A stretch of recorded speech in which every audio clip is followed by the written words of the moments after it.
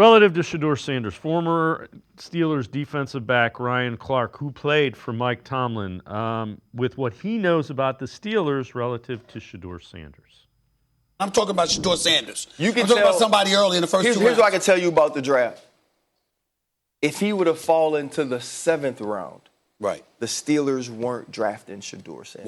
Why? Shedeur Sanders was not going to be picked by the Pittsburgh Steelers. Whatever the evaluation was, whatever decision was made, he was not going to be the quarterback picked, drafted, called by Mike Tomlin. Because of talent, or because the hoopla they felt like that came with it? That's breaking news. That was not going to That's happen. breaking news, and here's why. Mike Tomlin and Omar Khan was seen talking about Shedeur Sanders. They interviewed him, etc. This is when we were speculating whether or not he was going to be a first-round pick. Mm-hmm. How in God's name do you justify him going to the 5th round? Like, to say even if he went to the 7th round, then what the hell were you talking about him for?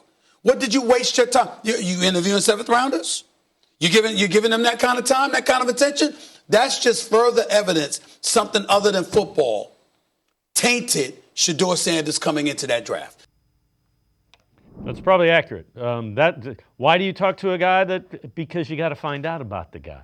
And just because he's not right for the Steelers doesn't mean he's not right for the Browns. Yeah, I don't put a lot of stock in that. A lot of teams took him off their board because in a lot of teams, of course they interviewed him because the talent in the tape shows you a guy that's worth a pick in the 1st or 2nd round, right, at quarterback. And but a lot of teams looked at it like, they didn't want to deal with the nonsense. Now, I find that Pittsburgh I don't get Pittsburgh as much because they bring in knuckleheads all the time, right? You know what I mean? To play on their team. So I don't really get that Pickens, David. They've got a wide receiving room full of knuckleheads. Yeah. Like, it feels like a culture that could handle that. So that one's weird to me that they would take such a hard stance on that.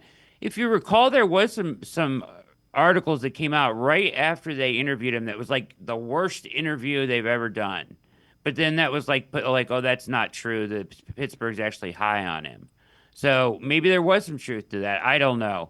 But it doesn't mean anything to me. The reason he fell are for reasons that some of which are completely out of his control. Right. And some of it was in his control. But he got bad advice from people around him. And that's the reason he fell in the draft. And keep in mind, it's a 22, 23-year-old kid. So, I don't think anybody who has lived to be our age wants somebody looking back at some of the things you did when you were 22 and 23, some of the decisions you make. Live and learn. So, what are you going to do moving forward? There's no question about that statement.